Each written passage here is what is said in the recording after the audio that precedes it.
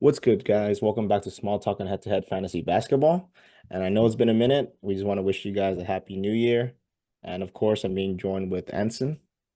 Yo, what's good, guys? Sorry, we've been really busy with our own personal lives, but we're back and we're gonna try to be more consistent from now on. But anyways, today we're gonna be covering some mid-season pickups, maybe try to turn your fantasy season around. If you guys are kind of struggling, maybe these players are rosterable. Just know that the players that are still in the free agency at this point of the season, they're kind of just diamond in the rough, shot in the dark type players. So don't be mad if some of these players aren't rosterable, but these are players that just based off maybe injuries or maybe coaching decisions, they have a chance to have a bigger part in their rotations and have a chance to be pretty good fantasy producers, maybe rosterable for the rest of the fantasy season. Let's get started. So on our first candidate here, we have Jaylen Ivy. And I know, Jaylen Ivy's been on our list before. And he's kind of like being put in and out of the starting lineups, but I think as of right now, they're gonna stick with Ivy on the starting lineup. So that means that if you guys have been holding Jayden Ivy, that's a really good sign because when he is starting, he is really, really good, and he's obviously a must roster in most fantasy like formats. Yeah, Jaden Ivy, Monty Williams didn't start him in the beginning of the season.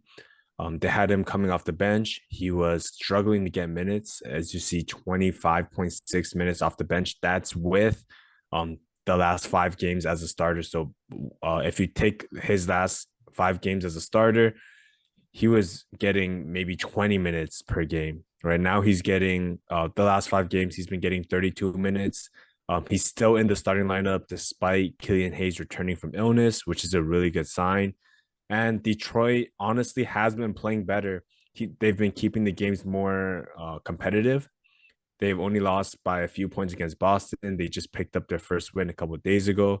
So Detroit's looking better, and that's in part of playing Jaden Ivey more, not playing Killian Hayes as much. And I think Monty Williams sees that as well. So I think Jaden Ivey's minutes and production should be trending higher. Yeah, I agree. If you guys just take a quick look at his minutes to fantasy points, he definitely is playing a lot better, and he's averaging 38 fantasy points per game. So if he's able to keep this up, definitely a must roster. So our next candidate here, we got Jaime Jaquez. And I understand with Butler being out, a lot of shots and a lot more time will go to Jaime. He's obviously been proven that he's the guy that he could handle the workload and he's able to perform if given the minutes. So as you guys can see, if he gets more minutes, he gets better. Plays better, basically. 35 fantasy points per game, and he's only been ownership of 30%. So if he's still in your free agency. I know there has been one bad game. If he's still there, you should definitely grab him up because I think Butler is going to be injured probably for a week or so. And even with Butler coming back, I think Jaime is still going to have a pretty significant role on the Heat's offense. Yeah, his season averages are definitely not a good reflection of how you should view him for the rest of the year. He's been getting a lot more minutes. He's even when Butler is back, Jaime is still just a key rotational player. He's still going to be starting. Last 5 games, 37 minutes. So they're really relying on him. He's getting better as the season goes. Not only is he getting more minutes, but he's getting more confident. He's shooting more and he's being more productive. If you just exclude the Utah game, he's taking now close to 14 field goal attempts. And his last 5 games, excluding that Utah game, he's averaging 35 fantasy points per game. Yep, let's move on from Jaime. We got Isaiah Hardenstein. And I know this guy has been a sleeper in a majority of leagues. Some people have been grabbing him up, which is really, really good. If you guys didn't know, Mitchell Robinson's out for the rest of the season. So that gave Isaiah Hardenstein a good bump in minutes and along with his fantasy output. So as you can see, 22 minutes per game before, about 22 fantasy points, not even really rosterable, maybe in deeper leagues, but right now he's getting 32 minutes, 28 fantasy points per game, and he's performing a lot better. Looks like he's definitely getting more comfortable with the minutes, and he's playing a lot better. So his fantasy average has been moving upwards. So in our opinion, I think Isaiah Hardenstein could be a very solid rosterable candidate for you guys. Yeah, I think he'll continue to get minutes under Tom Thibodeau just because he kind of fits Tom Thibodeau's mold. If you kind of see what Tom Thibodeau likes to, what he kind of prefers in his centers in the past, Joakim Noah, Rudy Gobert, they're more defensive minded centers.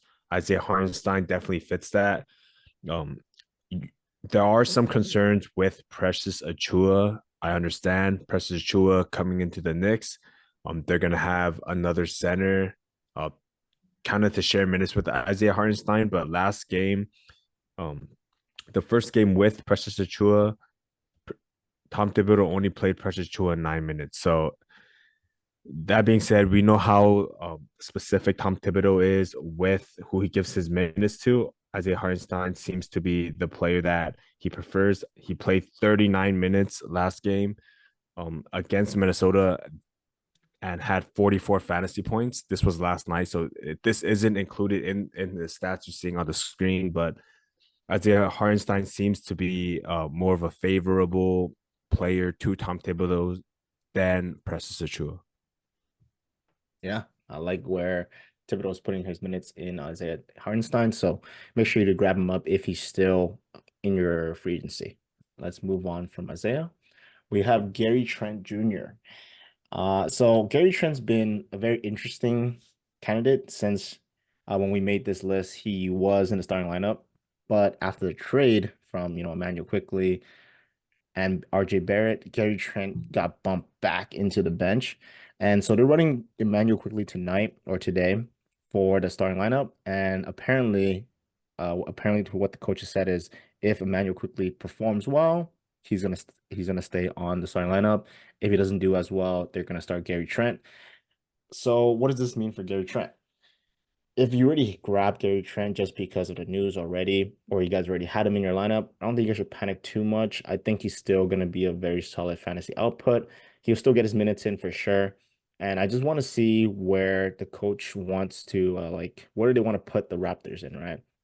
Are they going to try to go for playoff run, or are they just going to kind of just rebuild around Barnes and quickly, and maybe some of the other guys move some pieces? So at the moment, I think Gary Trent is fine if you guys already have him. If you guys don't have him, I don't think it'll be a bad pickup because if Manuel quickly does go back to the bench, Gary Trent will be starting. And in our opinion, Anson, in our opinion, we think Gary Trent's a better candidate for the Raptors. Like he fits the Raptors better than Emmanuel quickly. Yeah, he's just a better defensive player. I feel like they're just gonna have Emmanuel quickly come off the bench, and I think they should just have Gary Trent as their shooting guard. Since they lost OG Anunoby, they don't really have another shooting guard, at least one that plays pretty decent defense. So as of right now, Gary Trent should still get the bulk of the shooting guard minutes. And if they do decide to move a different direction, go to the rebuilding route, now that they kind of traded away OG Anunoby, got back a younger RJ Barrett, got back a younger Emmanuel Quickly, they could look to trade Siakam. That's been in the rumors for a while. If they do, then it just makes a lot of sense for them to trade Gary Trent Jr. If they do want to trade Gary Trent Jr., it would just make more sense to kind of play him more, try to get his value higher before trading him at the deadline. Yeah, I definitely agree with you there. So if you guys already have Gary Trent, don't panic, don't rush and say, okay, I'm gonna drop him, try to get somebody else. Just hold on for a little bit. We want to see where the Raptors want to take this team. If they do want to go for a playoff run, they're gonna definitely put Gary Trent, give him a lot more minutes, put off, Emmanuel quickly to the bench. There is obviously shooters still in the lineup, so we kind of want to see their minutes when they're shared. But let's move on from Gary Trent. We have Jonathan Kaminga. So for Kaminga, we did talk about Kaminga last or a few episodes ago or a few videos ago where we said, hey, Kaminga should definitely get a good bulk of the minutes when Draymond Green was injured, when he was suspended for 5 games.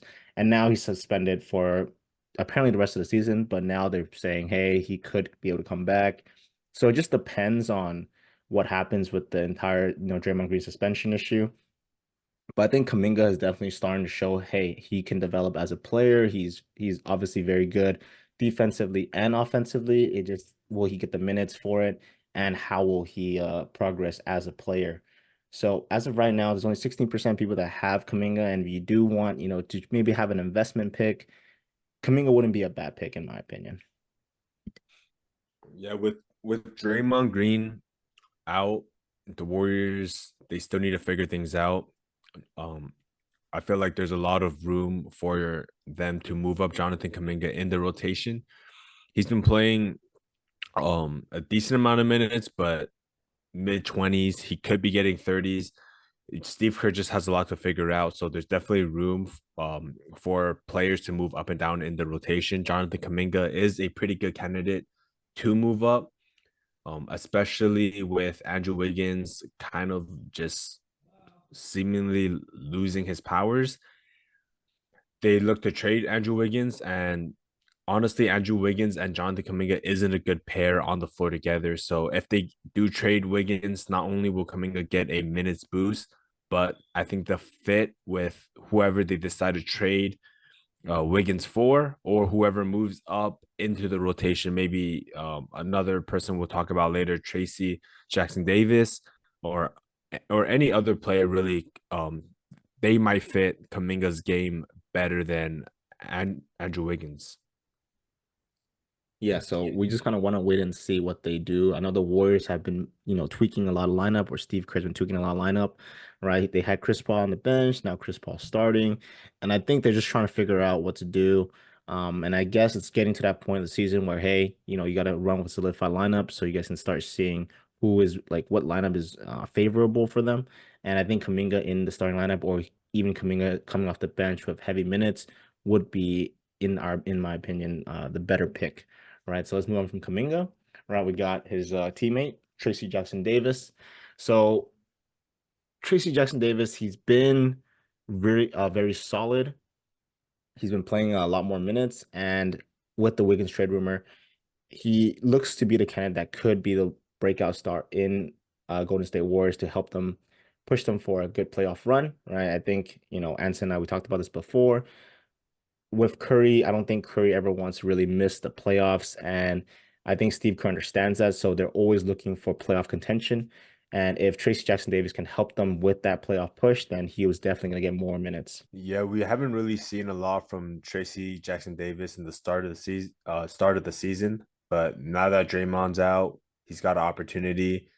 I feel like this is just the tip of the iceberg for him. We've seen rookies; they come in. He's based off what we've seen from him. Just know that he hasn't really got adjusted to the game, right? If you see other rookies, kind of like Scoot Henderson, even Victor Wembanyama, all these rookies, they kind of need some time to adjust. So Victor, he was all right, but now these last 5 to 10 games, Victor has been amazing. Same thing with Scoot Henderson. He was, looking very rough in the first 15 to 20 games. That you're seeing the last 6 games, he's starting to put it together. With Tracy Jackson Davis, he seems already pretty good, but there's still a lot of room for improvement because he hasn't really adjusted to the league. He has a lot of raw athleticism. So when he puts it together, who knows what his ceiling is. Yeah, and I think that's gonna wrap up our midseason free agency pickups. All right, so if you guys have any of these guys on your rosters, that means you guys did pretty good. You guys really looked for, hey, these guys can be potential candidates, can help you guys win your fantasy season.